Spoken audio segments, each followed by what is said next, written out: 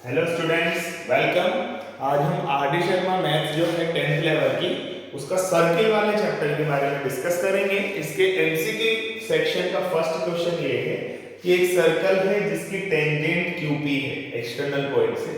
उस external point की centre से डिस्टेंस 12 है और इस सर्कल की रेडियस 5 है।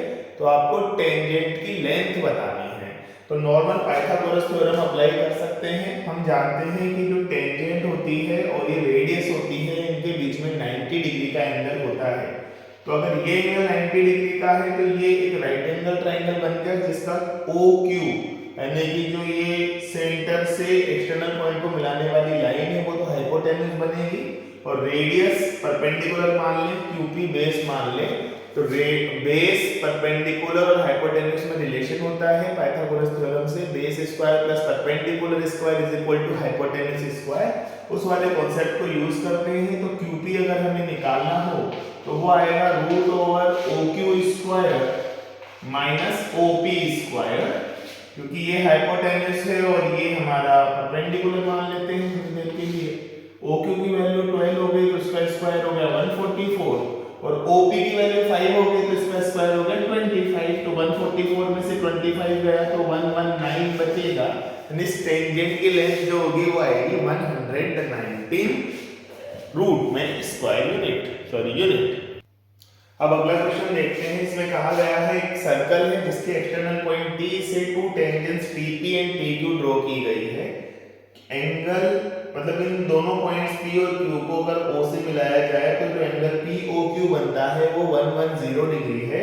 तो आपको ये वाला एंगल फाइंड आउट करना है। तो सिंपल सी बात है, ये दोनों एंगल सप्लीमेंट्री होते हैं। अगर ये 110 डिग्री है तो ये आंसर आ जाएगा 70 डिग्री। इसको ऐसे भी कर सकते थे कि ये चारों मिलाकर एक क्वाड्रिलेटरल बना रहे हैं तो इनके एंगल्स का सम 360 डिग्री होगा। हम जानते हैं ये एंगल 90 डिग्री है, ये एंगल 90 डिग्री है। अब ये 110 दिया हुआ है तो 180 प्लस 110 दैट इज 290। अब 360 में से 290 सब्ट्रैक्ट करेंगे तो 70 डिग्री हमारा आंसर आ जाएगा। अगला क्वेश्चन है कि एक क्वाड्रिलेटरल है ABCD और इसकी चारों साइड्स एक सर्कल को टच करती है एक्सटर्नली। तो AB, BC, CD और AD में क्या रिलेशन होगा? तो अपन क्या करें, थोड़ी देर के लिए मान लेते हैं कि ये जो ABCD है वो सर्कल को respectively point P, Q, R और S पर कट करती है या टच करती है। थोड़ी देर के लिए मानते हैं कि जो AP है इसकी लेंथ X है और PB की लेंथ Y है। अगर ऐसा है तो AP की लेंथ AS की लेंथ के इक्वल होगी, क्योंकि एक्सटर्नल पॉइंट से जो सर्कल पे टेंजेंट्स बनाई जाती है उनकी लेंथ इक्वल होती है। तो अगर ये x है तो ये भी x होगा। सिमिलरली अगर ये y है तो ये भी y होगा, राइट। अब इस वाले डिस्टेंस को अपन थोड़ी देर के लिए z मान लें, CQ को। तो अगर CQ z है तो ये भी z होगा, क्योंकि ये C एक्सटर्नल पॉइंट है जहां से टेंजेंट्स ड्रॉ की गई है। और इस वाले डिस्टेंस को थोड़ी देर के लिए W मान ले dr को, तो ये वाली डिस्टेंस भी W होगी, राइट। तो ये डिस्टेंस x, ये डिस्टेंस y, x ये W, ये z, ये y, ये y, ठीक है। अब देखो AB लेंथ कितनी आई, x प्लस y। ये वाली लेंथ कितनी आई, y प्लस z। ये वाली लेंथ कितनी आई, W प्लस z।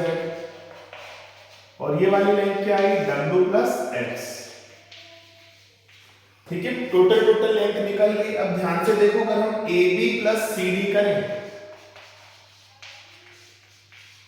तो वो बनेगा x plus y plus z plus W।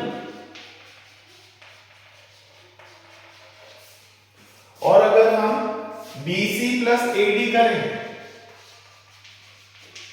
तो वो भी बनेगा x plus y plus z plus W, ठीक है। तो आप ये प्रॉपर्टी याद रख सकते हैं कि अगर एक क्वाड्रिलेटरल सर्कल को एक्सटर्नली टच करता है चारों साइड से तो उनकी अपोजिट साइड्स का सम इक्वल होता है। देखो आ रहा है ना, AB प्लस CD वही आ रहा है जो BC प्लस AD है। तो हमारा फाइनल रिलेशन यहाँ पे बनेगा AB plus CD is equal to BC plus AD। तो यही ऑप्शन ढूंढ के हमें टिक कर देना है। अगला क्वेश्चन ये है क्वेश्चन नंबर 15। इसमें हमें क्या करना है कि इस ट्राइंगल का पेरीमीटर निकालना है। ये सर्कल गिवन है, तो ट्राइंगल का पेरीमीटर कैसे निकालें, बहुत आसान है। फिर से वही कॉन्सेप्ट लगाएंगे कि एक्सटर्नल पॉइंट से सर्कल पर जो टेंजेंट्स बनाई जाती है उनकी लेंथ इक्वल होती है। तो C से P अगर वैल्यू 6 है तो C से R की वैल्यू भी 6 आएगी। सिमिलरली अगर B से R की वैल्यू 5 है तो B से Q की वैल्यू भी 5 आएगी। सिमिलरली अगर A से Q की डिस्टेंस 4 है तो A से P की डिस्टेंस भी 4 ही होगी, है ना। तो पूरे ये ट्राइंगल का पेरीमीटर निकालना है तो क्या करें, 6 + 4 10 + 4 14 + 5 19 + 5 24 और +6 30 सेंटीमीटर। तो ये पूरे ट्राइंगल का पेरीमीटर आ जाएगा। पेरीमीटर किसको कहते हैं, सारी साइड्स का सम। तो ये साइड हो गई 10, ये साइड हो गई 9 और ये साइड हो गई 11। तो 10 + 9 + 11 की वैल्यू बन जाएगी 30। अगला क्वेश्चन है ट्राइंगल ABC है जिसकी साइड AB की वैल्यू 12 है, BC की वैल्यू 8 है और CD की वैल्यू 10 है। तो आपको AD की वैल्यू निकालनी है और ये दिया हुआ है कि जो ट्राइंगल है वो सर्कल को एक्सटर्नली टच कर रहा है। तो थोड़ी देर के लिए जो AD निकालना है उसे अपन x मान लेते हैं। AD को मान लेते हैं x। तो बताइए BD कितना बचा, वो बचेगा 12 - x। क्यों, क्योंकि टोटल लेंथ 12 है, ये x है तो ये 12 - x बचेगी। सिमिलरली अगर ये 12 - x है तो ये कितना बचेगा, 12 - x ही बचेगा। क्यों, क्योंकि B एक एक्सटर्नल पॉइंट है, यहां से जो टेंजेंट्स फ्लो की जाती है उनकी लेंथ इक्वल होती है। अगर ये 12 - x और टोटल 8 है तो ये क्या बनेगा, 8 - 12 - x। तो 8 - 12 - x, तो ये हो गया +x - 4। तो ये वाली डिस्टेंस बची हमारी x - 4, कौन सी वाली, CE। क्योंकि टोटल लेंथ 8 है, ये 12 - x है तो ये बचा x - 4, क्योंकि हमने 8 में से 12 - x को सब्ट्रैक्ट किया। अगर ये x - 4 है तो ये क्या बचा, x - 4। ठीक है, x - 4 ही बचा ना ये, राइट। क्योंकि ये एक्सटर्नल पॉइंट C है, वहां से इधर टेंजेंट बना है, इधर टेंजेंट बना है, सेम आएगा। CE और CF की वैल्यू इक्वल आएगी।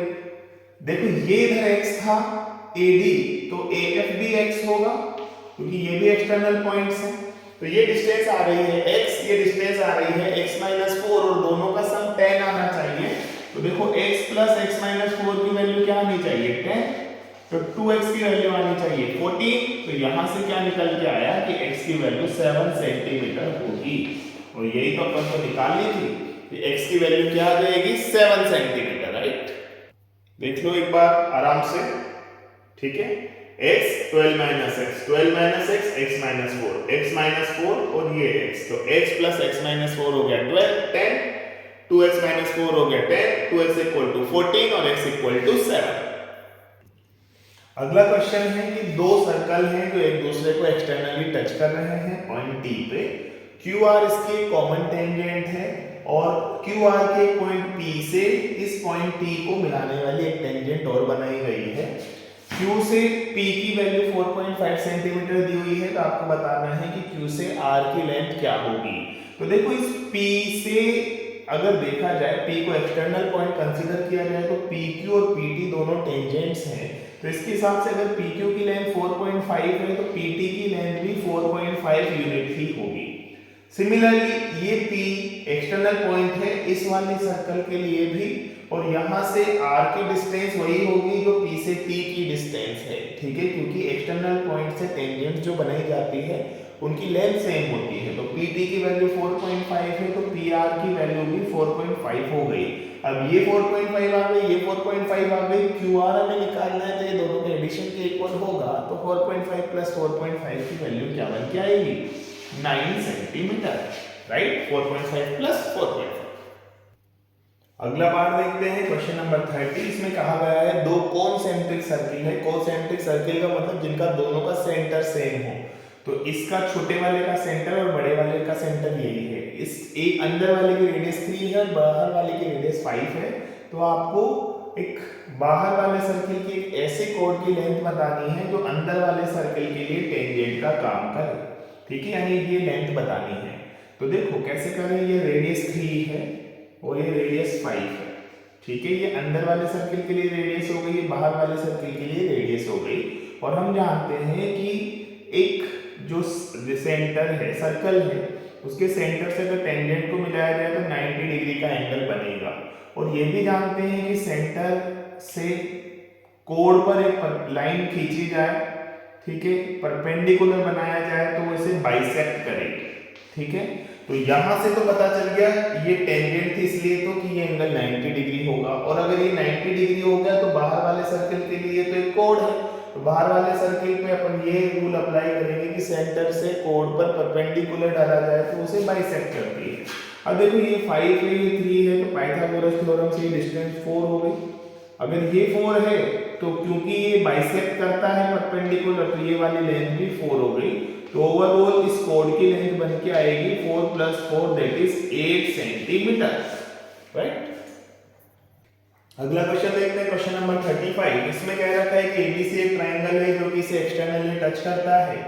एपी की वैल्यू 4 सेंटीमीटर है, बीपी की वैल्यू 3 सेंटीमीटर है, एसी की वैल्यू 11 सेंटीमीटर है। तो बताइए कि बीसी की वैल्यू कितनी होगी।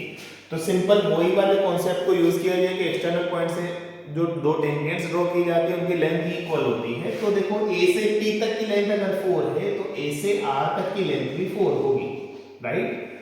बी से पी तक की लेंथ 3 है तो बी से क्यू तक की लेंथ भी 3 होगी। अब देखो टोटल 11 है, इसमें से ये 4 हो गया तो ये सी आर की वैल्यू 7 आएगी, राइट। टोटल 11 - 4। अब C से R तक की डिस्टेंस अगर 7 है तो C से Q तक की डिस्टेंस भी 7 होगी। अब BQ 3 निकला और QC 7 निकला तो ये फाइनल आंसर BC का आ जाएगा 3 + 7 दैट इज 10 सेंटीमीटर। ठीक है, तो इजीली आ गया कि BC की लेंथ 10 सेंटीमीटर होगी।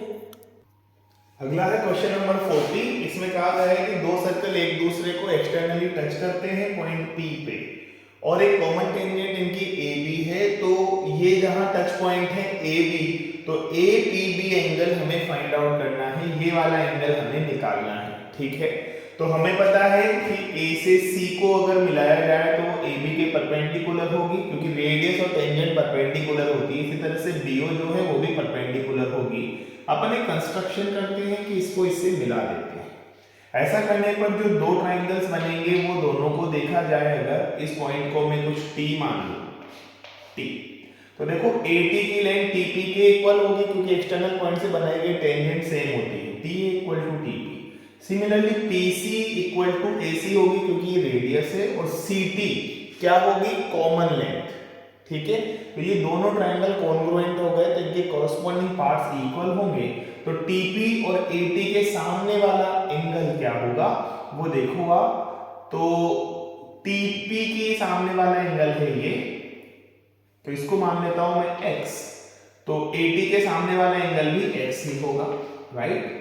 सिमिलरली ये दोनों एंगल्स इक्वल भी होंगे, क्यों, क्योंकि ये दोनों लाइंस पैरेलल हैं। अगर ये x है तो z की फिगर में जो एंगल बन रहा है वो भी x होगा, और सिमिलरली अगर ये x है तो ये वाला एंगल भी x होगा। ठीक है, तो ये भी x, ये भी x, ये भी x, ये भी x। ये एंगल तो पूरा 90 डिग्री है। तो अगर इस ऊपर वाले ट्रायंगल में देखें ATC में तो ये 90 और ये दोनों मिलाकर x, तो अपन ये कहेंगे कि 2x = 90 है। तो बताइए x कितना हो जाएगा, 45 डिग्री। तो ये क्लियर हो गया कि ये सारे एंगल 45 45 45 45 हैं। अगर ये दोनों, ये एंगल भी 45 है, ये एंगल भी 45 है, तो धीरे धीरे अपन ये कह सकते हैं कि सिमिलरली इधर भी ये वाले सारे एंगल जो इधर बनाएंगे इधर वाले ट्रायंगल में, तो वो भी क्या बनेंगे, 45 45 डिग्री के एंगल ही बनेंगे। तो कुल मिला के इस ट्रायंगल के जितने भी एंगल बन रहे हैं वो सब 45 आ रहे हैं। जैसे ये 45 है, ये 45 है, तो ये एंगल 45 आएगा। ठीक है, सिमिलरली ये एंगल भी 45 आएगा। ठीक है, तो ये जो ट्रायंगल है बाहर वाला, जो एंगल हमें फाइंड आउट करना है, उसके इधर का एंगल हमने 45 डिग्री प्रूव किया, इधर का एंगल 45 डिग्री प्रूव किया, और हमें ये पता है कि लीनियर एंगल है, लीनियर एंगल्स का सम 180 डिग्री होता है। इसको थोड़ी देर के लिए z मान लिया जाए तो z + 90 डिग्री की वैल्यू 180 डिग्री है, तो z की वैल्यू कितनी बच जाएगी, 180 - 90 दैट इज 90 डिग्री। ठीक है, तो ये होगा क्वेश्चन नंबर 40। तो लास्ट क्वेश्चन नंबर 43 देखते हैं। इसमें एक क्वाड्रिलेटरल है जो एक सर्कल को एक्सटर्नली टच करता है चारों साइड से। AB की वैल्यू x गिवन है, BC की वैल्यू 7 गिवन है, CR की वैल्यू 3 गिवन है और AS की वैल्यू 5 गिवन है। तो हमें रिमेनिंग वैल्यूज निकालनी है या यूं कहें कि x निकालना है। ठीक है, तो देखो अगर ये वैल्यू 5 है तो ये वैल्यू भी 5 होगी क्योंकि एक एक्सटर्नल पॉइंट है जिस पे से दो टेंजेंट्स ड्रॉ की गई है, तो ये 5 हो गई। तो ये बची हुई वैल्यू क्या आई, x - 5। क्यों? क्योंकि टोटल लेंथ x थी, ये 5 हो गई, तो ये बचेगी x - 5। अगर ये x - 5 है तो ये वैल्यू भी आएगी x - 5, क्योंकि B पॉइंट से P तक की डिस्टेंस और B पॉइंट से Q तक की डिस्टेंस तो सेम होगी एक्सटर्नल टेंजेंट्स की वजह से, एक्सटर्नल पॉइंट से बनाई गई टेंजेंट्स। अब ये x - 5 है और टोटल 7 है, तो 7 माइनस x - 5 करेंगे तो 7 + 5 - x यानी कि ये बनेगा 12 - x। और हम ध्यान से देखेंगे कि CQ की वैल्यू वही होगी जो CR की वैल्यू है, क्योंकि C एक एक्सटर्नल पॉइंट है और सर्कल पर दो टेंजेंट्स ड्रॉ हो रही है CR और CQ। यानी हमें इतना पता चल जाएगा कि 12 - x की वैल्यू 3 ही होनी चाहिए, क्योंकि 3 तो ये दे रखा है और ये 12 - x हमने कैलकुलेट किया है, तो x की वैल्यू आ गई 9 सेंटीमीटर और यही हमें कैलकुलेट करना था। तो यहाँ पे AB की वैल्यू आ जाएगी 9 सेंटीमीटर। तो इस तरीके से ये जो RD शर्मा का MCQ वाला सेक्शन है, इसके कुछ क्वेश्चंस हमने डिस्कस कर लिए। आप इसके रिमेनिंग क्वेश्चंस भी ट्राई कर सकते हैं। अगर कोई डाउट आए तो आप कमेंट सेक्शन में कमेंट करके बताएं। बाय।